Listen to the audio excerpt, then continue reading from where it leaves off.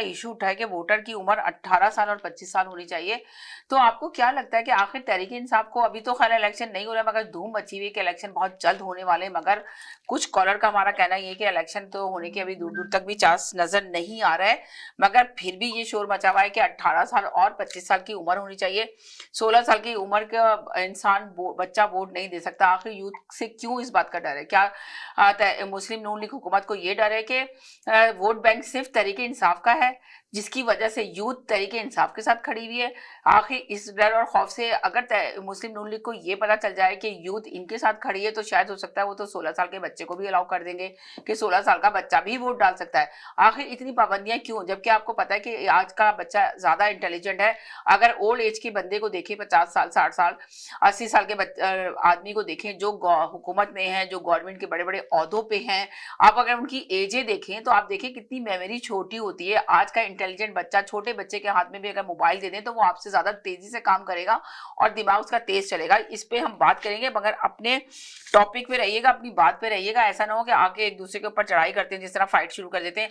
और इस पे भी बात करेंगे कि पीपल्स MQM जो है, सारा का सारा इल्जाम क्या कहते हैं, गुल प्लाजा का इल्जाम भी पीपल्स पार्टी के पे डाल रही है और पूरा उसको तनकीद का निशाना बना रही है। एमकेएम कह रही है कि हमें गुल प्लाजा के लोगों के लिए इंसाफ चाहिए सिंध हुकूमत से, और पीपल्स पार्टी ही इसका सारा कुछ, सारी जिम्मेदारी पीपल्स पार्टी की है। तो आपको क्या लगता है कि हमेशा जब कोई इस तरह के हादसा होते हैं तो हर कोई जो है ना एक दूसरे पे डाल रहा होता है अपना, और कसूरवार हर एक दूसरे को ठहरा रहा होता है, ये नहीं सोच रहा होता कि इसकी सोल्यूशन क्या है, इसका निजाम को सही करना है, इसके सिस्टम को सही करना है, ये सब कुछ करना नहीं चाहते।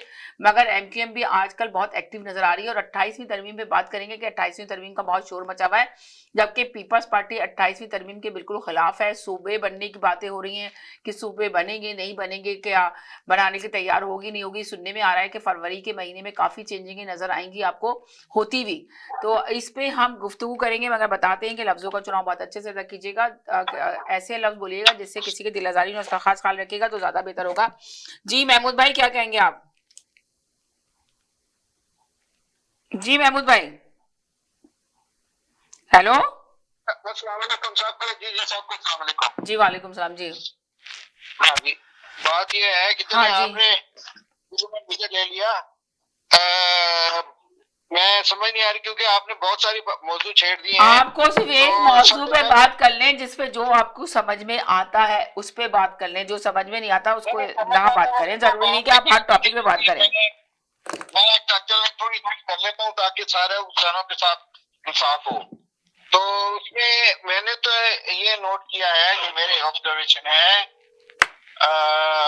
पंजाब में के सूबे तो नहीं हो सकते, तो पंजाब के नहीं हो सकते तो फिर सिंध के कैसे हो सकते हैं जी। इसलिए कि ये तो आज के जो हुक्मरान है ये तो अपने आने वाली नस्लों का इंतजाम कर रहे हैं। ये देखें, आपको साफ पता चल जाता है कैसे ये अपने बच्चों के रिश्ते कैसे करते हैं जी। ये अपने बच्चों की शादियां कैसे करते हैं जी। ये अभी से अपने ये जो था शादी थी, इसमें आपने देखा कि कैसे उन्होंने अपने बच्चों को प्रमोट किया है। राइट। इस तरह से उन्होंने, कोई आपको नजर आया किस कहीं पे शहबाज शरीफ, क्योंकि उनको पता है कि ये नस्ल अब हमारी जो है ये खत्म हो रही है, अब नए को होगा। नया कौन है? मरियम नवाज शरीफ जी। यानी उसको उन्होंने ऐसे प्रमोट किया है कि जैसे उसने पता नहीं क्या क्या तीर मार लिया है वो फिर उसके बाद उसने, आप देखें, अपने बच्चों को आगे उसके सफदर के बच्चों को फिर अपनी और मुझे नजर आ रहा है कि नवाज शरीफ की दूसरी बेटी को भी लॉन्च करेंगे। और सबसे पहले तो किसी को करे ना करे, ये जुनेद सफदर की बेटी जो है, जी जी जी, ये आपकी नेक्स्ट आपकी पार्लियामेंटेरियन होगी। एक तो ये है, तो इसलिए पंजाब के टूटे हुए नजर मुझे इसलिए नहीं आते कि ये लोग आगे कैसे करें अपने हाथ का, इनके हाथ में है वो बटेरा है, इसको कभी भी नहीं छोड़ेंगे। अच्छा, ये तो बात हो गई है। दूसरी उससे बड़ी जो बात हुई है, जो सबसे पहले मेरा